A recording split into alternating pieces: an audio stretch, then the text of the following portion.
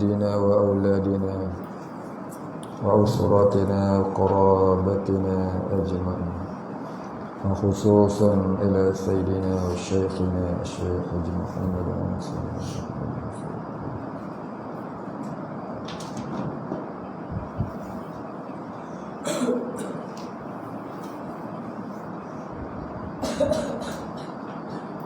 وأصولهم وفروعهم ومن ينتسب إليهم أجمعين. شيء لله الفاتحة. أعوذ بالله من الشيطان الرجيم. بسم الله الرحمن الرحيم.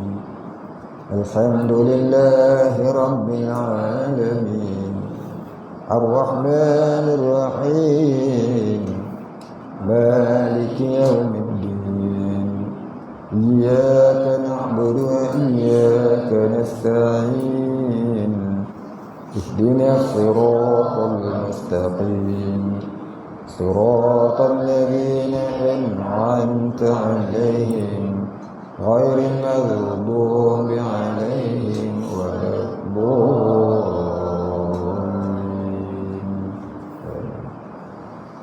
الحمد لله رب العالمين والصلاة والسلام على أشرف الأنبياء والمرسلين وعلى آله وصحبه أجمعين. رب اشرح لي صدري ويسر لي أمري واحلل عقدة من لساني يفقهوا قولي. ولا علم لنا إلا ما علمتنا إنك أنت العليم الحكيم. رضينا بالله ربا وبالإسلام دينا وبمحمد نبيا ورسولا. اللهم اجعلنا من التوابين واجعلنا من المستغفرين واجعلنا من المتطهرين واجعلنا من الموحدين واجعلنا من المهتدين واجعلنا من المخلصين له الدين واجعلنا من العارفين واجعلنا من عبادك الصالحين واجعلنا من المتقين. اللهم أحينا بحياة العلماء وأمتنا بموت الشهداء آمين يا رب العالمين.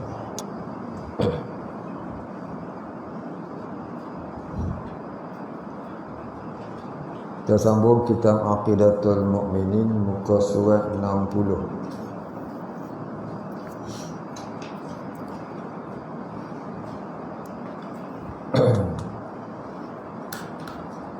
Semua ada kita.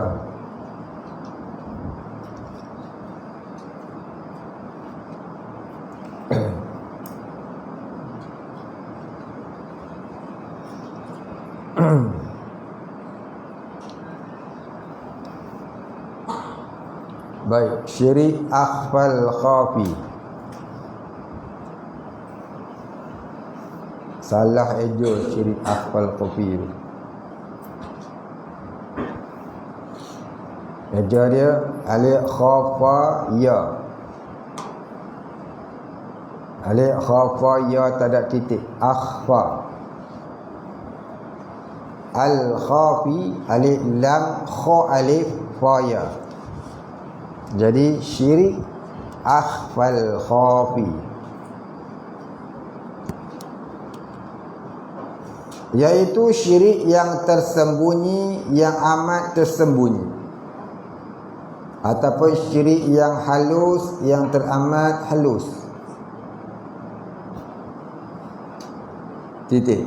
Yaitu orang yang beribadah dengan merasakan dirinya yang melakukan ibadah itu tidak dapat merasakan ibadah yang ia kerjakan adalah af'alullah, yakni perbuatan Allah.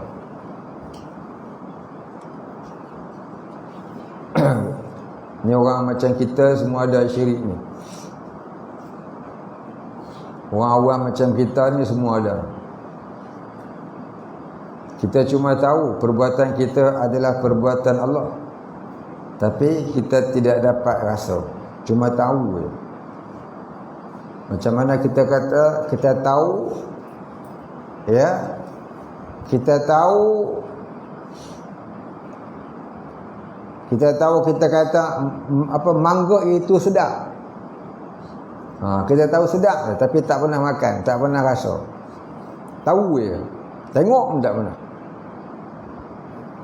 Itulah ibarat orang awam macam kita semua ni. Masuklah saya pun orang awam juga. Kita cuma tahu saja. Gerak kita digerakkan oleh Allah. Perbuatan kita adalah perbuatan Allah.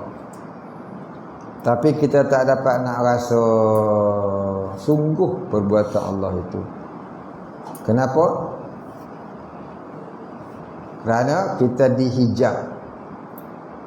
dihijab oleh ananiyah. Dihijab oleh ananiyah. Apa dia ananiyah? Rasa keakuan diri. Di mana rasa keakuan diri itulah yang menyebabkan terdinding daripada merasakan perbuatan Allah yang menggerakkan kita. Maka ananiyah itulah yang dinamakan syirik akhfal khafi. Rasa keakuan itulah yang dinamakan syirik akhfal khafi. Syirik ini tidak jadi kafir. Syirik ini juga tidak berdosa, tetapi dia punca jadi dosa.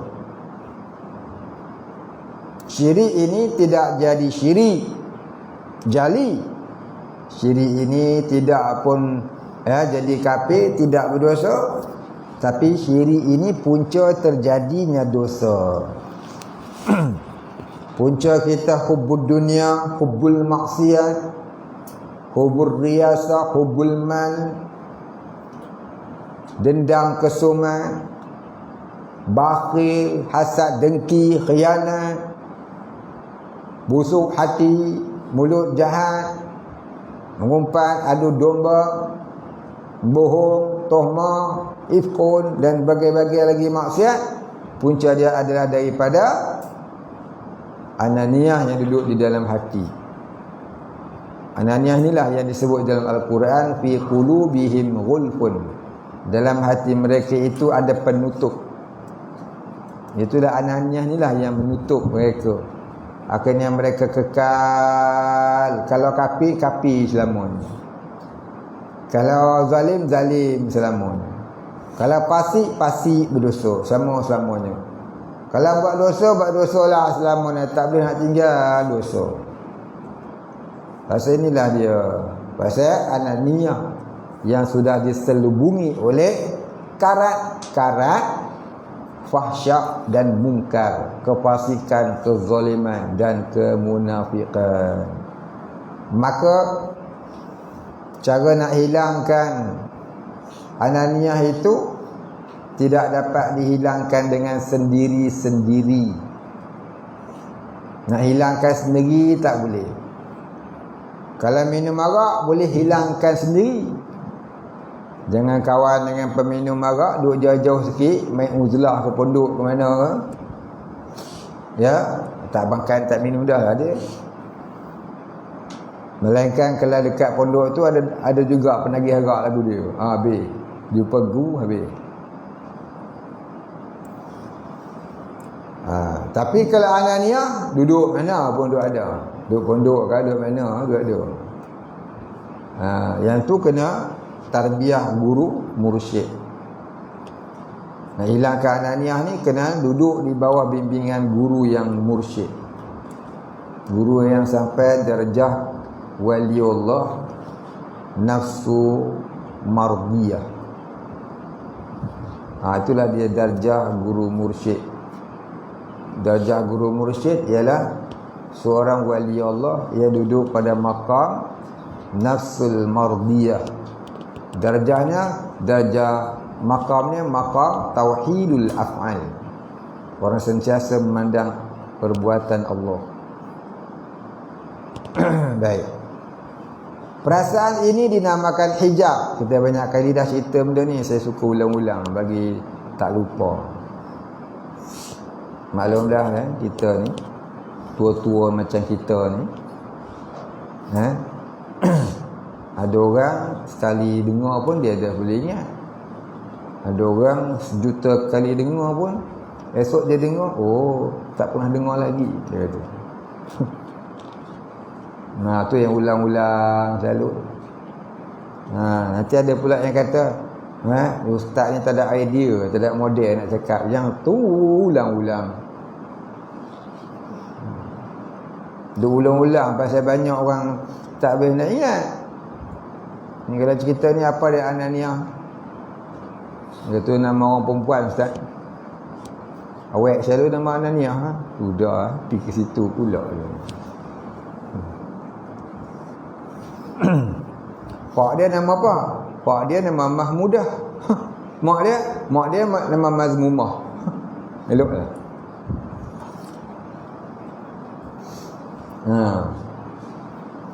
Baik, perasaan ini dinamakan hijab. Itu perasaan apa? Perasaan Ananiah itu. Perasaan Syiah Kopi itu. Iaitu hijab yang paling tebal untuk dapat ma'rifatullah. Darjah fana dan majzub. Orang kenal Allah Ta'ala ni ada 5 peringkat. Orang kenal Allah ni ada 5 peringkat. Orang ma'rifatullah ni ada 5 peringkat.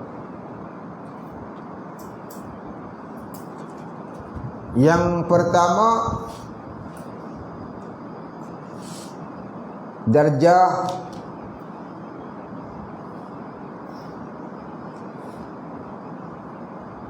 mengenal dengan ilmu.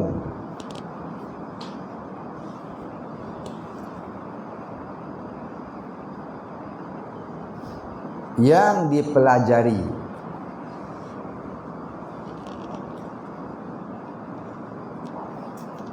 Yang kedua, mengenal dengan idrak di mata hati.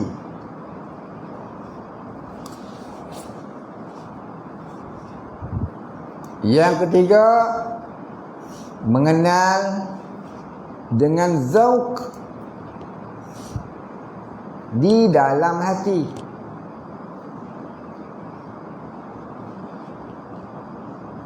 Yang keempat, mengenal dengan fana fillah,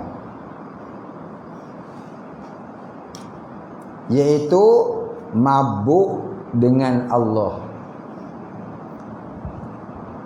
kerana tajalli di dalam hati.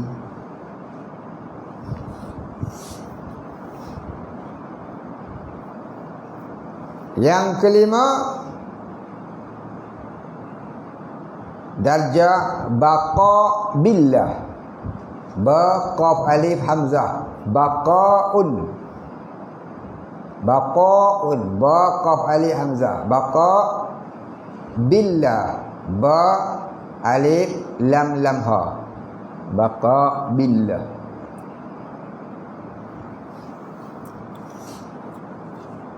Baik, ada 5 tadi ya.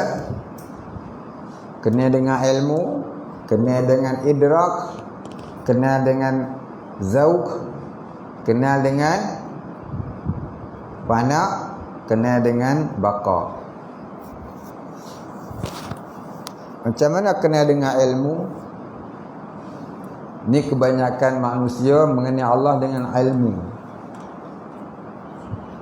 iaitu setelah dia belajar tauhid, belajar fiqh, belajar tasawuf, maka dia yakinlah Allah tu ada, yang maha kuasa. Maka dia yakin sungguh Allah tu ada dengan ilmu yang dia belajar. Itu namanya kenal dengan ilmu. Maka imannya iman ilmu. Ini namanya orang beriman dengan iman ilmu. Kurang-kurangnya wajib duduk di sini. Kurang-kurangnya wajib duduk di sini, iaitu iman ilmu. Jadi ilmu apa nak belajar? Tauhid, fiqh, tasawuf, yang fardu ainnya. Jangan rasa dah lepas dah. Sungguh akan lepas. Baik, yang kedua darjah idrak. Apa dia idrak? Idrak ini ketimbulan di mata hati, ketimbulan di mata hati rasa takut kepada azab Allah, rasa harap akan rahmat Allah, dan rasa kasih beribadah kepada Allah. Itu namanya idrak. Idrak ni ketimbulan di mata hati. Asal mana idrak ni kedapatan. Kedapatan di mata hati. Ataupun ketimbulan di mata hati rasa takut azab Allah yang tak hilang-hilang. Dia datang kena 3. Kalau 1 datang tu belum lagi. Datang takut azab saja. Harap rahmat tak datang. Itu tipu daya lagi. Takut azab Allah, tapi rahmat Allah tak pula diharap, dan kasih ibadah pun tidak juga. Itu tipu daya. Tipu daya. Banyak orang takut azab Allah tapi ibadah tak buat-buat juga. Tipu daya. Dia nak 3 tu datang serentak. Ya, takut azab Allah, harap rahmat Allah, dan kasih beribadah pada Allah. Maka tu bukan namanya idrak. Ketimbulan di mata hati 3 sifat itu. Yang ketiga zauqiyah. Apa dia zauqiyah? Zauqiyah ni iaitu orang yang mendapat tempias kewalian, orang yang sudah lazat di dalam beribadah, orang dah hapus rasa kasih dunia kerana tergamam dia dengan rahsia-rahsia, cahaya-cahaya iman yang Allah Ta'ala buka dalam hati dia. Itu namanya orang yang zauq.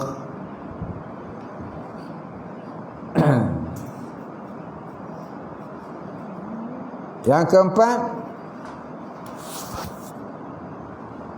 fana. Apa dia fana? Fana fillah. Fana ni maknanya orang yang mabuk dengan Allah kerana permulaan tajalli Allah di dalam hati. Orang yang mabuk dengan Allah kerana mendapat permulaan tajalli Allah dalam hati. Apa tajalli? Kata Imam Ibnu Al-Arabi dalam Futuhatul Makkiyah, tajalli itu ialah satu cahaya yang Allah masukkan, satu cahaya yang Allah Ta'ala masukkan di dalam hati orang yang beribadah kepada Allah, ataupun disebut salik, sin alif lam kaf. Salik, bukan solid. Salik, sin alif lam kaf. Salikun.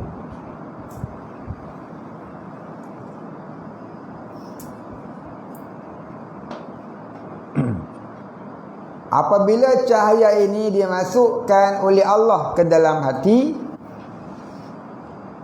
apabila cahaya ini dikatakan nur tajalli, ya.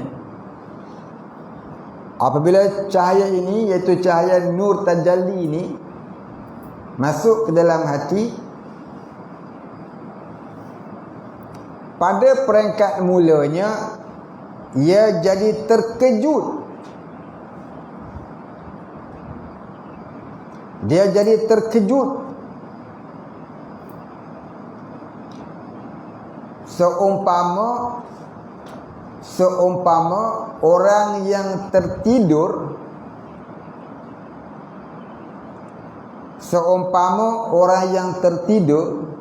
dalam lena yang amat panjang,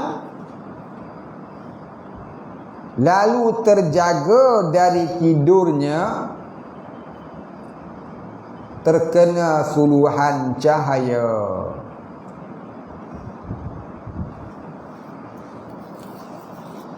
Allahu Rabbi.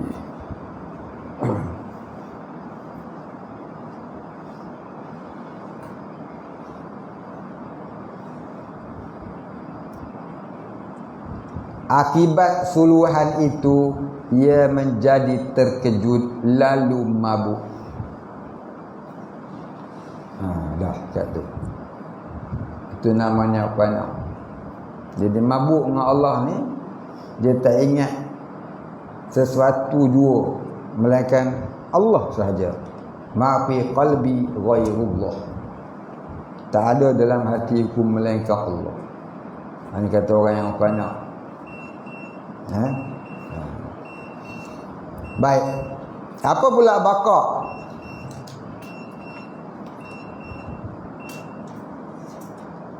Apa dia bakak billah?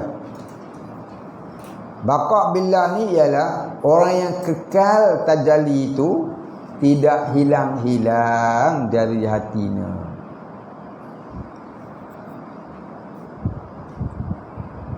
Orang yang kekal tajalli itu tidak hilang-hilang di dalam hatinya.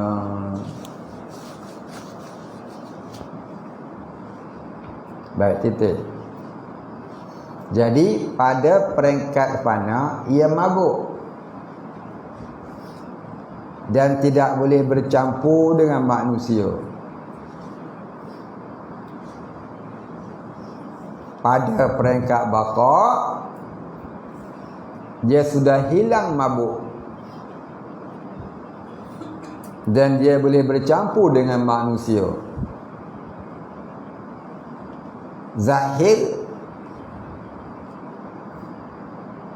Zahir jasmaninya bersama manusia, batin rohaninya bersama Allah.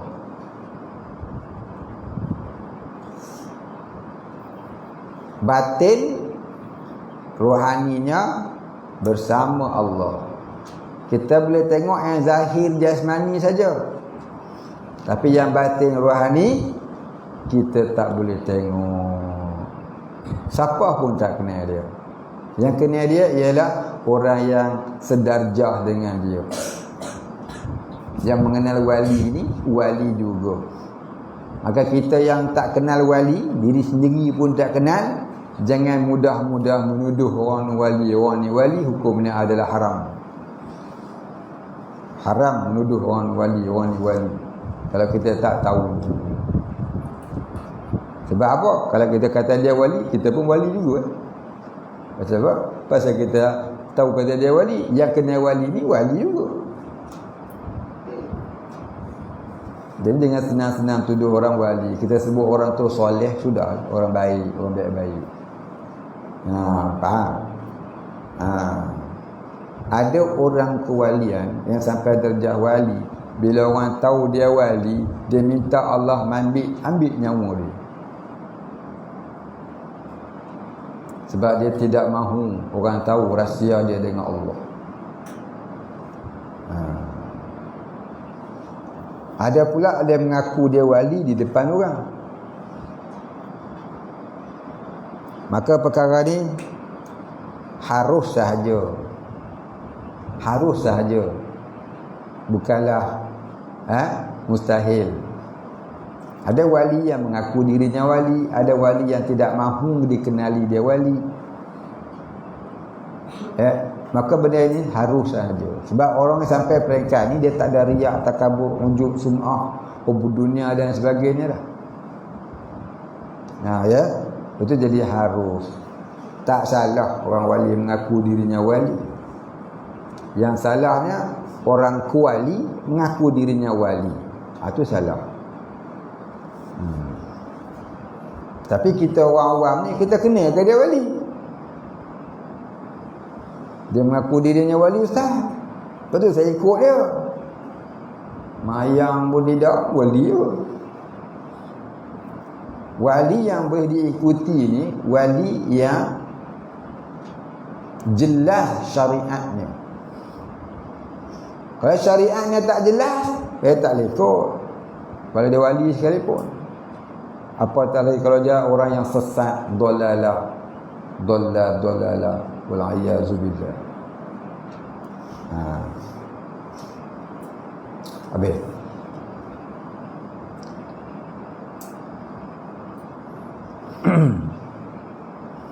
Dia tulis sini dapat ma'rifatullah, darjah fana dan majzub. Majzub ni apa dia majzub? Majzub ni orang yang ditarik oleh Allah ke hadratnya. Jadi orang yang sentiasa duduk di dalam mengingati Allah, tidak pernah lupa-lupa. Ini orang yang majzub.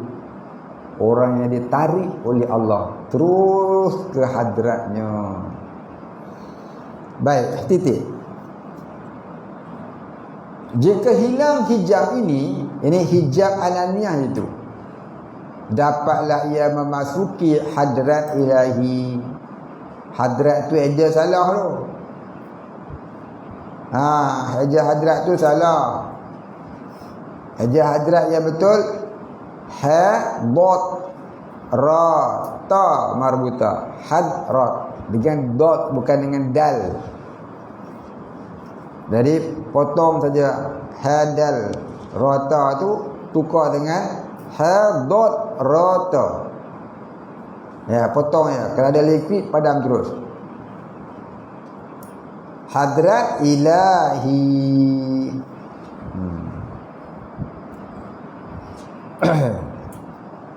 Hadrat ketuhanan. Baik, habis. Tenggelam dalam mabuk cinta dengan Allah. Orang dah hilang ananiah tadi, dia akan tenggelam dalam mabuk cinta dengan Allah. Inilah sebenar-benar orang yang mentauhidkan Allah, iaitu al-muwahhidu. Alif lam mim waw hadal tu berbaris. Al-muwahhidu. Bunyinya al-muwahhidu. Lawan dia al-mulhidu. Al-mulhidu alif lam min lam hadal mulhid. Mulhid maknanya sesat. Muwahhid maknanya orang yang mentauhidkan Allah.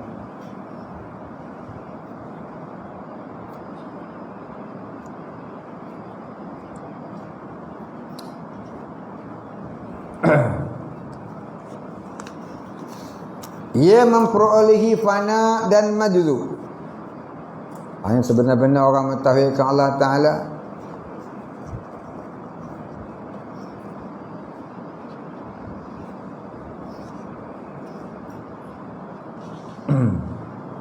ia memperolehi fana dan majzub.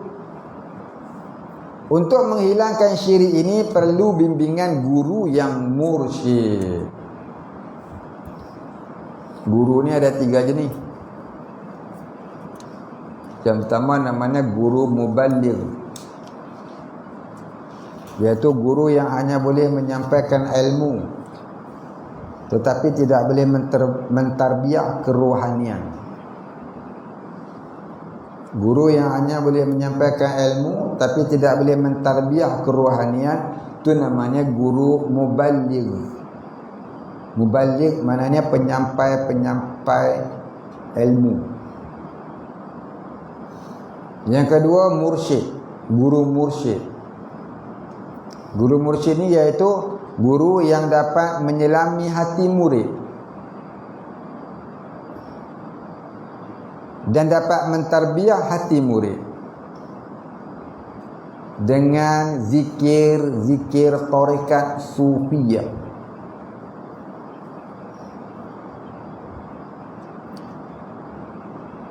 Sebab tu kalau kita nak ambil tarekat, ambillah dengan guru yang mursyid.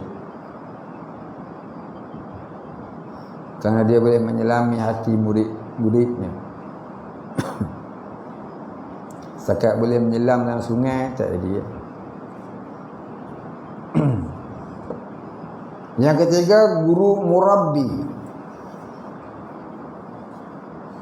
Apa dia guru murabbi? Yaitu guru yang dapat menyelami hati murid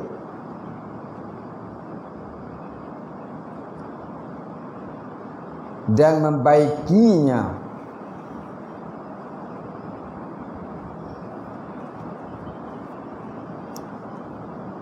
terus ke tempat kerosakan. Ini murabbi ni dia lebih tinggi daripada mursyid.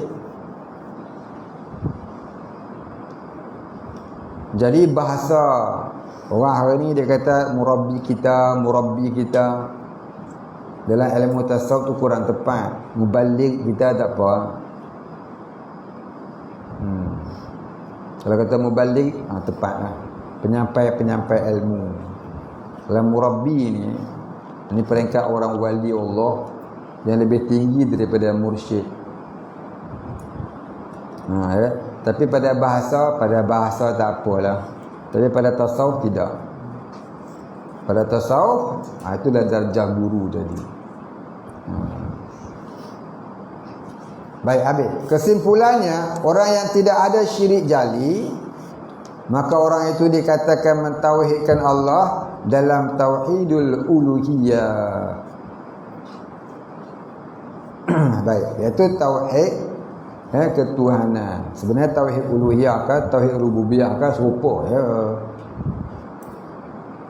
Saja nak layan Wahabi sikit. Nak cerita bagi ya.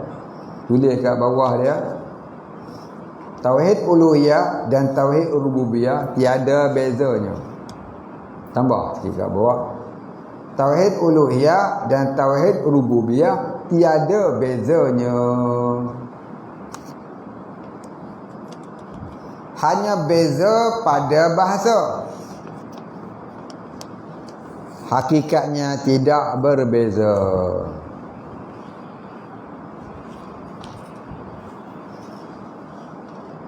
Uluhiyah itulah rububiyah.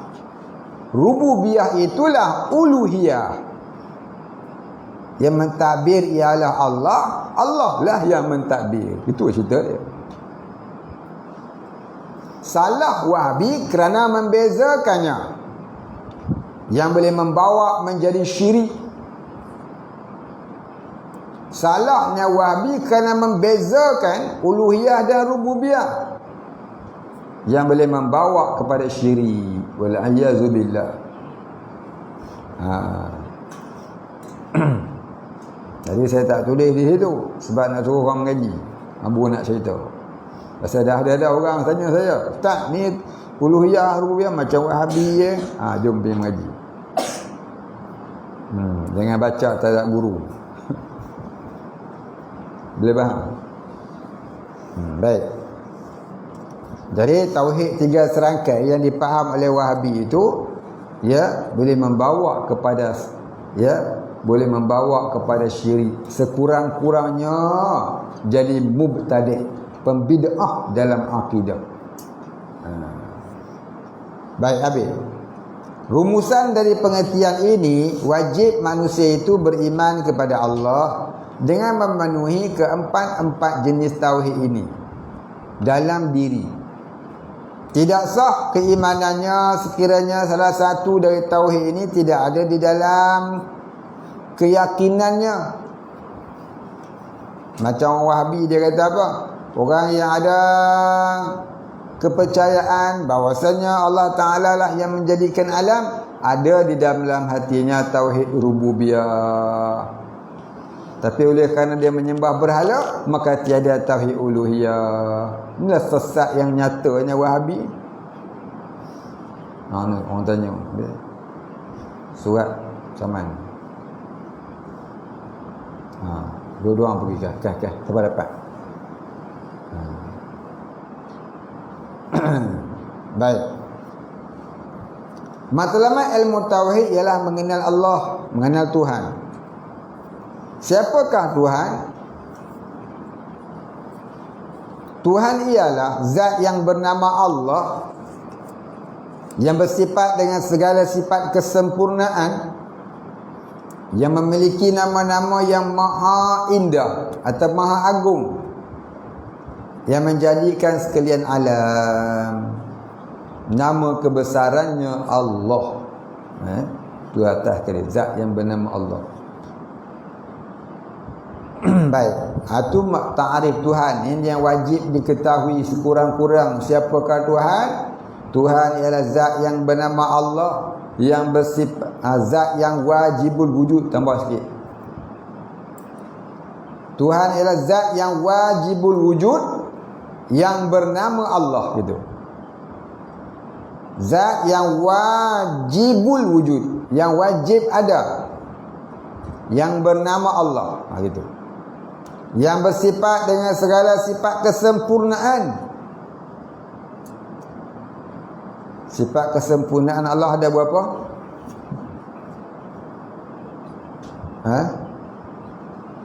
Ada berapa sifat kesempurnaan Allah?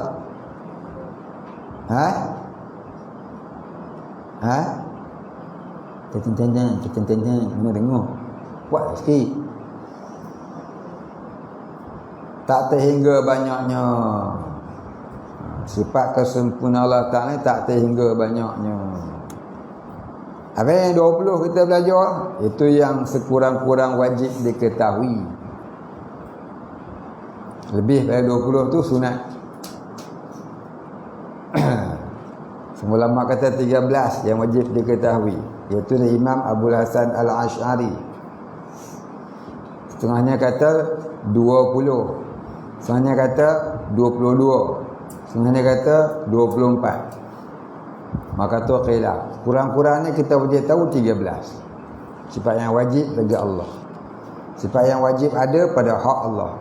Yang wajib kita tahu kurang-kurangnya 13. Baik, habis. Inilah yang disebut dalam perbicaraan tauhid zat, iaitu uluhiyah, tauhid sifat, tauhid asma' dan tauhid rububiyah. Ini tauhid af'al.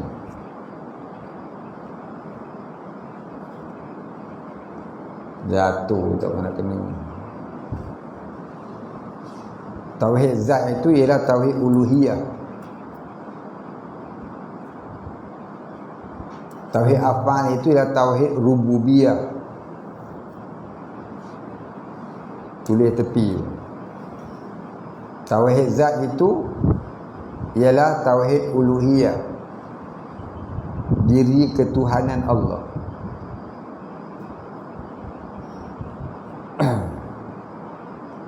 Tauhid rububiyah itu ialah tauhid af'al.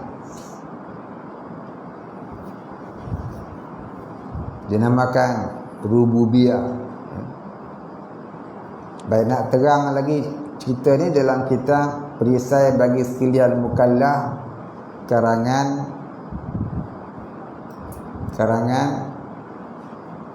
Syekh Abdul Qadir bin Abdul Muttalib Al-Mandili Al-Palembani Al-Makki Al-Mukarramah. Tu pengarang kitab Penawar bagi Hati. Baik. Dia duduk di Mekah lama sampai anaknya jadi Wahabi. Dia orang ahli sunnah, tapi anak dia terpengaruh dengan Wahabi. Seorang anak terpengaruh dengan Wahabi. Jadi dia nak betulkan anak dia ni, dia orang Wahabi di Mekah. Dia karang kitab, cerita balik uluhiyah ni apa, rububiyah ni apa, jangan salah faham. Jadi bukanlah salah kita kata tauhid uluhiyah, tauhid rububiyah, tauhid asma', tauhid sifat, tidak. Tapi apa yang kau faham dengannya. Salah faham tu jadi sesat. Betul fahaman tak apa. Baik, habis. Tengok kat bawah ya. I'tiqad yang salah dalam kepahaman tauhid rububiyah, uluhiyah, asma' dan sifat. Dalam kepahaman Wahabi, mereka memahami tauhid adalah seperti berikut. Barang siapa yang ada di dalam i'tiqadnya Allah yang menjadikan dan mentadbir alam ini, dikatakan ada padanya tauhid rububiyah walaupun ia seorang kafir. Walaupun ia seorang penyembah berhala. Contohnya Kristian. Kristian ni dia mengaku Tuhan dia Allah. Itu yang orang Kristian nak tulis Allah kat gereja. Maka bagi orang Wahabi, Kristian itu ada tauhid rububiyah. Pasal dia kata Tuhan ialah Allah. Kalau tu puak-puak kafir banyaklah ada tauhid rububiyah. Ni ikut pahaman Wahabi ni. Jadi inilah kesesatan dia. Tidak mengkafirkan orang kafir ni, dikhawatiri kafir kembali kepada dirinya. Macam mana pula orang tu kafir bila kata ada tauhid? Dah kafir ya. 6 tolak 1 kosong rukun iman. Jangan kata 6 tolak 1. 6 tolak 0.1 pun kafir. Nah, apa juga perkara yang berkaitan dengan keimanan tak boleh kita tolak. Baik, dari ajaran macam ni, ya, siapa yang berkata Allah itu Tuhan yang menjadikan alam walaupun dia penyembah berhala adalah ada tauhid rububiyah pada dirinya. Ajaran macam ni tak ada oleh mana-mana aliran melainkan dalam aliran Wahabi saja. Orang Syiah pun tak kata lagu ni, Mu'tazilah tak kata lagu ni. Maknanya Wahabi ni lagi teruk pada Syiah sebenarnya. Wahabi ni lebih dahsyat akidahnya daripada Syiah. Syiah pun tak kata orang kafir itu bertauhid. Tapi orang Wahabi berkata orang kafir bertauhid. Inilah jarum halus Yahudiism sebenarnya. Sebenarnya pahaman yang nak dibawa, pahaman yang nak disampaikan oleh kafir kepada orang-orang di dunia ni supaya mengakui agama semua betul, telah dianjurkan dalam aliran atau pahaman Wahabi. Mana boleh kita kata agama semua betul? Lakum dinukum waliyadin. Agama yang betul ialah Islam. Inna dina indallahil Islam. Sesungguhnya agama di sisi Allah ialah Islam. Macam mana pula nak kata semua agama tu betul? Pasal dia kata Allah Ta'ala tu Tuhan. Ini sesat lagi menyesatkan pahaman orang Wahabi ni. Baik, habis. Zaman pada kurun ke tahun 300 Hijrah dulu, ulama-ulama banyak menentang kaum Mu'tazilah, Mu'tazilah Jabariyah, Mu'tazilah Qadariyah dan sebagainya. Menentang pula kaum Mujassamah, Najariyah dan juga Syiah. Pada zaman ini golongan tu dah berkurang. Timbul pula yang paling ramainya Wahabiyah. Yang lebih bahaya daripada semua-semua itu adalah Wahabiyah. Selain pada itu ada tak lagi? Selain pada Wahabi? Ada. Mana? Itu pahaman sekularisme, nasionalisme. Ini kompom-kompom aliran kafir. Ini kompom-kompom dah aliran kafir ni. Faham nasionalisme, faham liberalisme, pragmatisme, komunisme. Yang orang hari ni pun orang Islam masuk duk menyokong tu. Ini lagi bahaya daripada Wahabi sebenarnya. Lebih kurang dengan Wahabi ni. Dan kadang dia lebih bahaya daripada Wahabi. Kalau Wahabi orang kena kat ni Wahabi. Tapi orang yang duk menganut pahaman ni kadang-kadang dia seorang yang bergelar ulama. Dia seorang yang bergelar ustazah. Dia seorang yang bergelar syekh. bergelar ustaz, tapi kepala otaknya, fikrahnya, fahamannya nasionalisme, pluralisme, liberalisme, pragmatisme, ya, materialisme. Isma ni maknanya ideologi. Ideologi ni maknanya pahaman. Selain Islam, semuanya adalah ideologi. Buddha kah, Kristian kah, Hindu kah, Bahai kah, samalah tu dengan sekularisme, nasionalisme. Ideologi belaka tu. Lain pada Islam, tak nama agama. Lain pada Islam namanya ideologi. Ideologi maknanya apa? Fahaman. Maka fahaman ni ada yang betul, ada yang salah. Ada yang betul, ada yang salah. Tapi kalau fahaman itu yang menyalahi akidah, maka itu adalah salah. Terkadang sampai jadi syirik.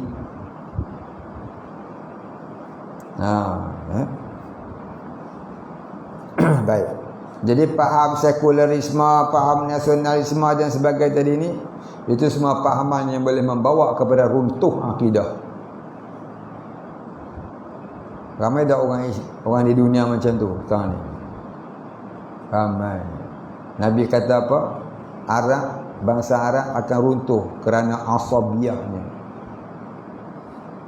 Bangsa Arab akan jatuh kerana asabiyahnya. Apa dia asabiyah? Asabiyah tu cakap Arab. Melayu kata kebangsaan. Orang putih kata nasional. National.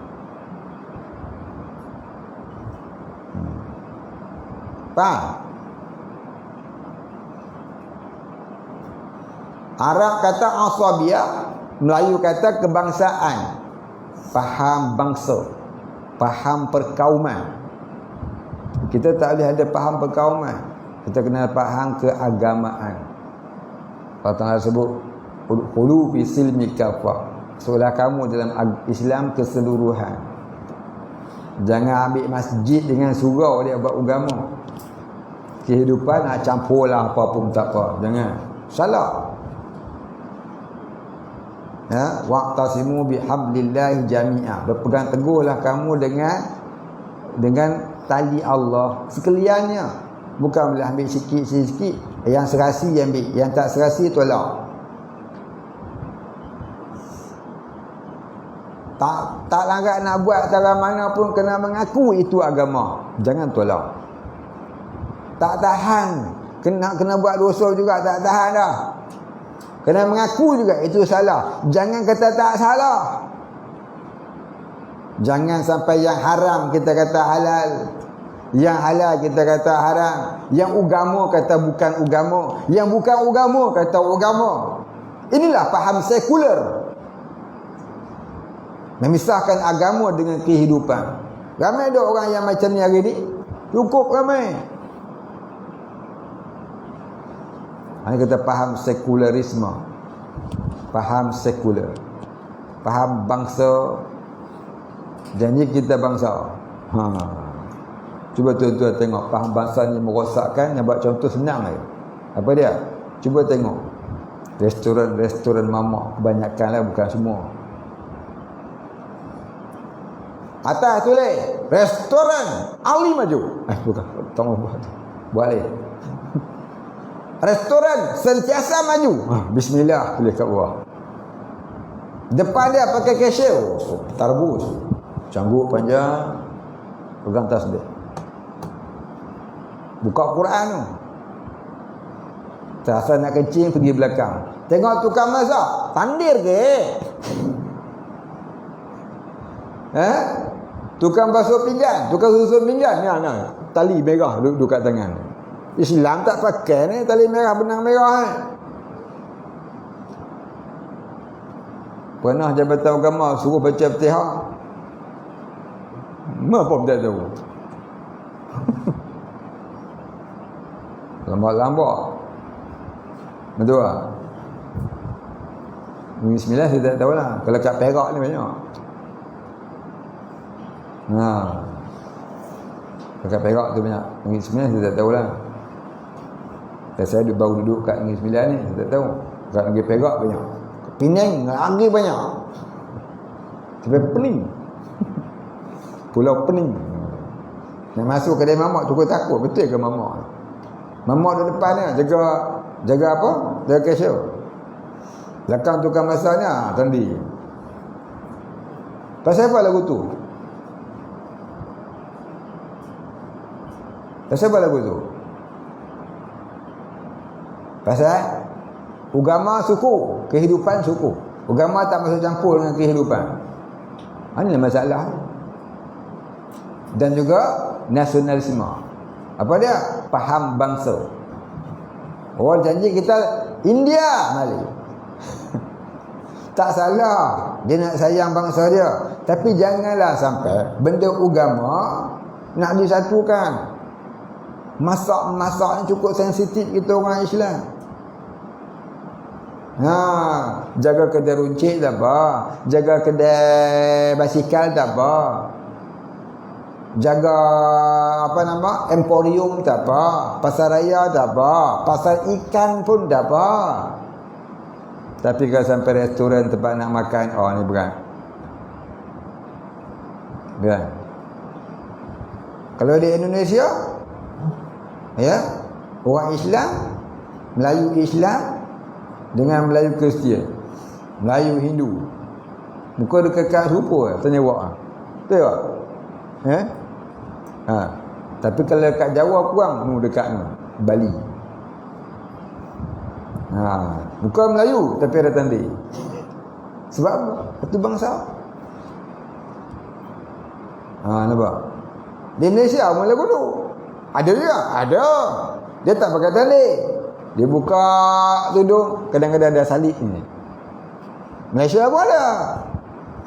Sebab tu kita tidak boleh berpahaman kebangsaan, berpahaman perkauman. Sebab kaum tu tak semesti Melayu tu Islam semua.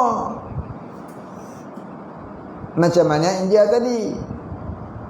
Bukanlah India tu kafir semua, ada juga Islam. Tapi minoriti lah. Tu China, bukanlah semua China tu kafir. Di China sana ada 100 juta orang Islam. Di China ada hampir 100 juta orang Islam. Tapi yang kafirnya 900 juta. Mak betul, ini banyak. Macam India juga. Dekat India ada hampir 100 juta orang Islam. Banyak tu. Tapi yang kafirnya ada hampir 900 juta juga. Hampir. Jadi minoriti, jadi golongan sikit. Nampak tak? Sebab faham perkauman tadi, itulah duduk kat Malaysia, bercampur. Depan pakai kopiah, belakang pakai tandi. Nampak tak? Baik. Boleh ke? Boleh ke? Kalau dia sudi ikut cara Islam tak apa.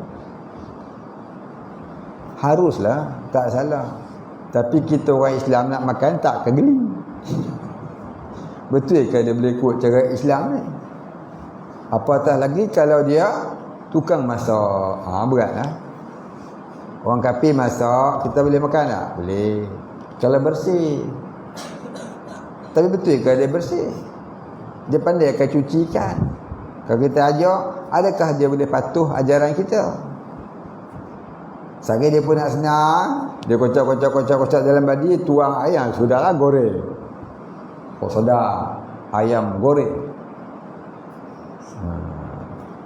Ayam goreng berempah. Bukan berempah, bernajis.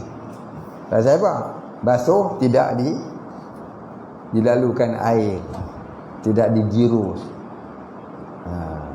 Orang Melayu pun ada buat lagu tu. Pasal apa nak jimat air? Nak negara nak ngaji. Tu namanya bangsa. Tak kira India, tak kira China, tak kira Melayu, tak kira apa. Faham bangsa ni tak boleh. Ya, kita kena faham Islam. Udkhulu fi silmi kafah. Ya. Jadi Nabi pernah menyebut ma laisa minni man da'a ila asabiyah.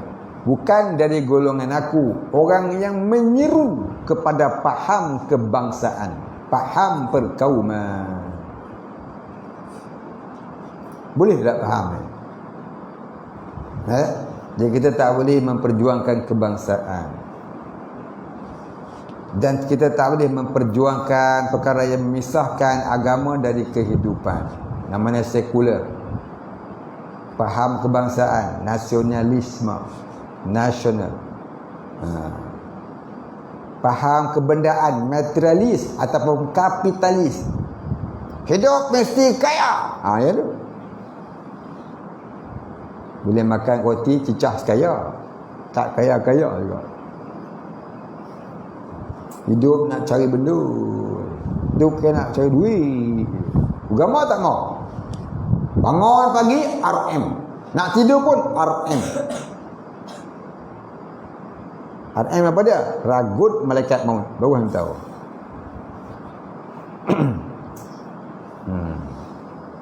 Itu namanya kapitalisme, materialisme. Faham? Baik. Jadi jangan campur adukkan dengan agama dengan kemungkaran. Allah Taala pesan dalam Quran, apa nak katanya? Wala talbisul haqqa bil batil. Jangan campur adukkan yang hak dengan yang batil. Ni saya ni kalau cakap lagu ni kalau cakap di masjid confirm minggu depan tuan pengurusi kata, ustaz tak datang dah. Sampai bila-bila? Sampai ustaz mampus. Saya ada urut benda ni 38 tempat kenegah pada muka tu. Cerita bab ni. Nak gam lah. Dia nak buat gam gajah ke, gam kutikura ke, kukabura ke, kusuka. Ya, kena gam dalam neraka lebih susah. Ni kena khabar. Ni bab tauhid. Tauhid bukan kata hafal sifat 20 ya. Ya. Memanglah tu asas dia.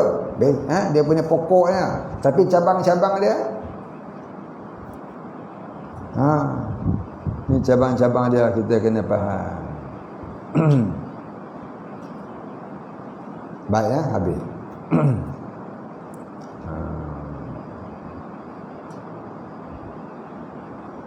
Salahnya i'tiqad ini, i'tiqad Wahabi tadi, hujahnya tauhid dan kufur tidak boleh berserta, tak boleh bersatu. Obama tidak boleh berserta malam dan siang dalam satu waktu. Sekarang malam tapi siang. Boleh faham tak? Ada orang boleh faham. Apa dia?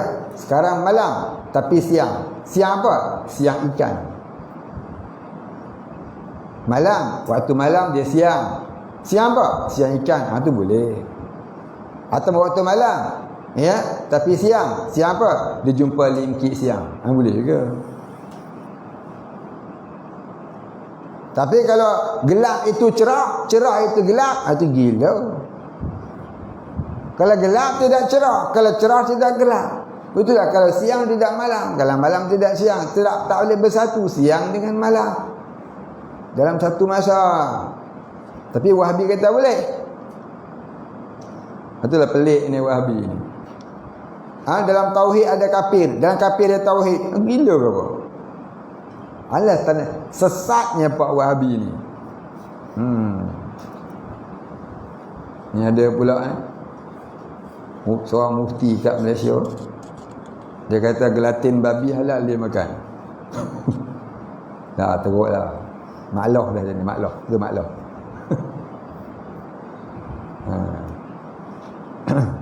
Satu Cina tu, dia masuk Islam. Kalau kampung saya panggil makloh. Mu'alah pun panggil makloh. Jadi dia makan satu biskut apa? Coklat tu. Orang kata jangan makan biskut tu ada gelatin babi, ada gelatin babi. Saya tak makan babi, saya makan gelatinnya saja. Tu kata maklah. Jadi ingatkan Cina tadi dia asalnya Buddha, dia masuk Islam. Dia cakap macam tu tak apa dah sebab dia baru masuk Islam. Ni dah lama dah masuk Islam tu kat Perlis tu. Dia buat keluar fatwa dalam Facebook dia. Orang baca satu dunia. Gelatin babi halal. Sudah. Ini negara tak sesuai sangat cakap lagu tu. Pasal negara kini, negara Ahli Sunnah wal Jamaah mazhabnya Syafi'i. Kalau dia nak kata Daud Az-Zahiri sekalipun, ya, mazhab Daud Az-Zahiri hanya sah pada zamannya sahaja. Zaman lain tidak sah lagi diamalkan. Kenapa? Kerana usul fiqhnya tak ada orang yang mahir. Sebab apa? Sebab ilmunya tidak ada diwaris. Macam mana ilmu dalam mazhab Syafi'i, Hambali, Maliki, Hanafi ada warisnya. Ada saja warisnya menyambung sampai hari ini. Imam Abu Daud Az-Zahiri dia memahami fiqh menurut zahir ayat. Imam Abu Daud Az-Zahiri dia kata apa? Tulang babi halal dimakan. Sebab apa? Dalam Quran kata yang haram tu walahmil khinzir, dan daging babi. Tulang tak sebut pun. Maka tulang boleh lah makan. Itu pendapat Abu Daud Az-Zahiri. Tapi pendapat dia tu boleh diamal zaman dia sahaja. Namun pada zaman dia sekalipun berlambak-lambak ulama yang menentang. Imam Syafi'i kata kalaulah daging tak boleh makan, maka kiaskanlah dengan yang lain. Ya, daging tak boleh makan, kiaskanlah dengan yang lain. Macam juga satu hadis Nabi.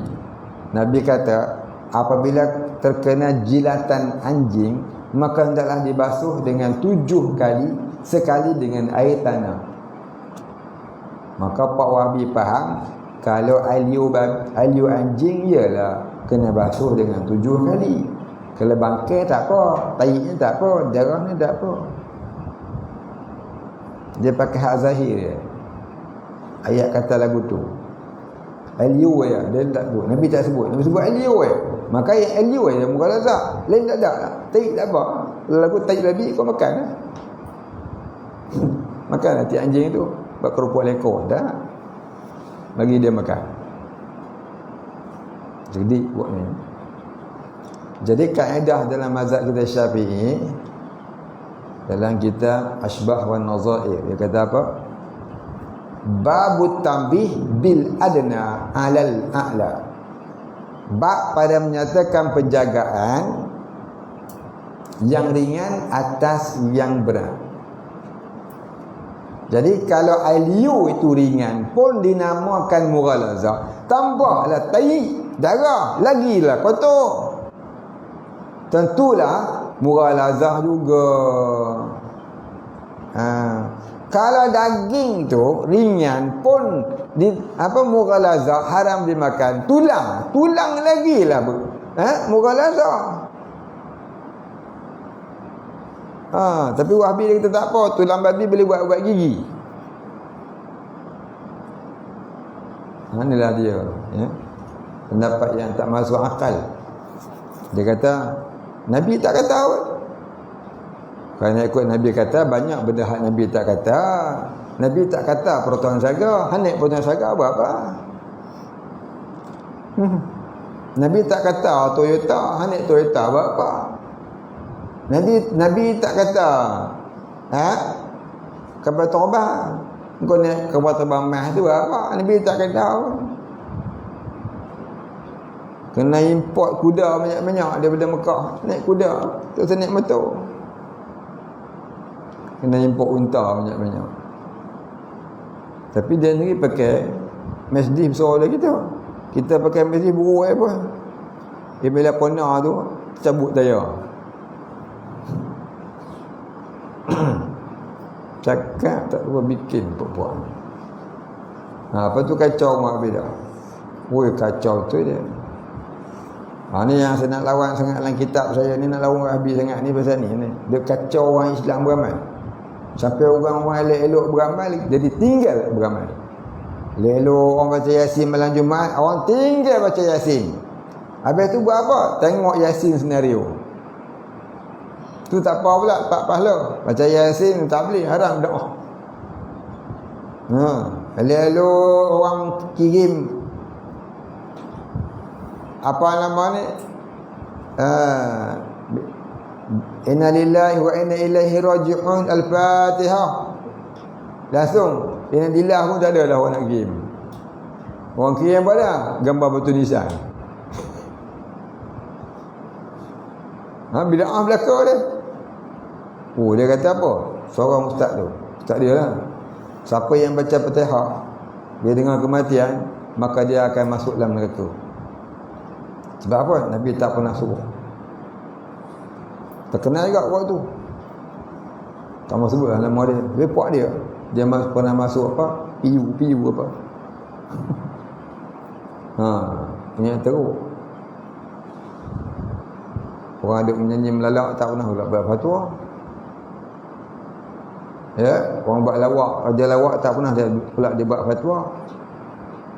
Orang sokong bola tak pernah pula dia buat fatwa. Pasal apa? Pasal dia ada sokong Liverpool.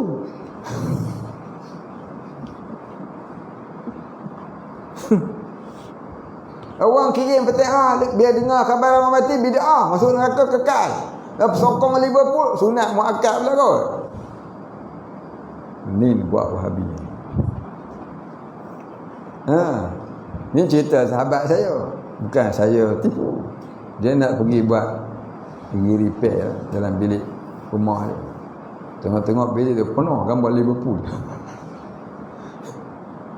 Ustaz sokong Liverpool. Woi, ni peminat. Saya ni peminat setia dia. Peminat setia. Dengan orang Islam yang musuh. Dengan kafir yang buat peminat setia. Inilah sesatnya buat Wahabi. Tak pernah dengar ke ar-radu bil maksiati maksiatun, ar-radu bil kufri kufrun? Buat ni tak dengar. Dia mana ada hukum tu? Dia hukum dia siapa kata Allah tu yang menjadikan alam, walaupun dia penyembah berhala, dia ada tauhid rububiyah. Tu faham dia. Ni masalah. Faham lagu tu akan membawa kepada satu kepahaman semua agama betul belaka. Inilah dia. Semua agama betul berlaku. Salah nak buat Wahabi di situ. Banyak lagi salah ni. Buat antara. Baik. Panjang lagi nak cerita. Minggu depan lah pula kita sambung. Turun tanda di situ. Dapat soalan lagi ni.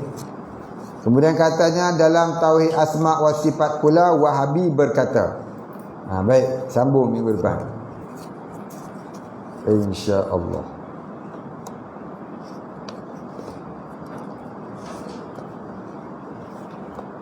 Soalan yang pertama, boleh terangkan sekali lagi tentang Allah tidak memandang amalan kamu, tapi memandang hati kamu. Baik, hadis Nabi. Qala Nabi sallallahu alaihi wasallam, Inna Allah yanzuru ila suwarikum walakin Allah yanzuru ila qulubikum. Sesungguhnya Allah Ta'ala tidak memandang rupa paras kamu, tetapi Allah Ta'ala memandang dalam hati kamu. Maknanya kamu beribadah itu pada zahirnya Allah tidak pandang. Yang Allah Ta'ala pandang dalam hati kamu ada tauhid dan makrifah ataupun tidak. Kalau kamu kuat ibadah macam mana pun, tauhid dan makrifah kamu tidak ada, mardudatun la tuqbalu, tertolak, tak diterima. Seperti mana kata Nabi, umatku akan berpecah kepada 73 kaum. 72 dalam neraka. Ada orang tak solat ke? Solat juga. Haji? Tak, haji juga. Zakat, tutup aurat. Tapi akidah terabur. Kita yang mengaku ahli sunnah wal jamaah ni, kuatnya kita sembahyang sunat dan itu Wahabi tak boleh pakai lah. Tiba-tiba akidah kita pun terabur. 68 aqaidul iman pun tak faham. Mengaku je ahli sunnah. Mengaku aswaja, duduk saja. Jadi itu yang dimasukkan dengan walakin Allah yanzuru ila qulubikum. Tapi Allah Taala memandang pada hati kamu. Kamu duk mengaku aja ahli sunnah, tapi kamu tak tahu apa dia ahli sunnah. Mengaku saja ya. Ini kata wajib kita ya sekurang-kurang beriman tadi, beriman dengan ilmu. Maka belajarlah, jangan kita jemu. Tak faham tak apa, duduk selalu. Mudah-mudahan satu masa Allah Ta'ala pilih kita orang yang dia kasih. Baik. Habis. Soalan kedua. Serupa ya. Soalannya serupa. Ya. Satu soalan je lah. Terima kasih kepada yang bertanya. Mudah-mudahan ada orang yang lupa, hari ini dia ingat. Wallahu a'lam. Al-Fatihah. A'udzubillahi minasyaitonir rajim. Bismillahirrahmanirrahim. Alhamdulillahi rabbil alamin. Arrahmanir rahim. Maliki yaumiddin. Iyyaka na'budu wa iyyaka nasta'in. Ihdinas siratal mustaqim. Siratal ladzina an'amta 'alaihim ghairil maghdubi 'alaihim waladdallin. Bismillahirrahmanirrahim. Alhamdulillahi rabbil alamin. Wassalatu wassalamu ala asyrafil anbiya'i wal mursalin wa ala alihi wa sahbihi ajma'in. Allahumma ighfir lana dhunubana warhamna wa antal ghafurur rahim. Allahumma ighfir lana dhunubana wa liwalidina warhamhum kama rabbayana shighara wa limashayikhina wa lilmuslimina ajma'in birahmatika ya arhamar rahim. Allahumma nawwir qulubana binuri ma'rifatik ya fattah ya razzaq iftah lana fathan qariban kama fatahtahu ala anbiya'ika wa awliya'ika wa ibadika as-salihin. Sallallahu ala sayyidina Muhammadin wa ala alihi wa sahbihi ajma'in. Subhana rabbika rabbil izzati amma yasifun. Salamun ala al-mursalin walhamdulillahi rabbil alamin. Qaddarallahu minna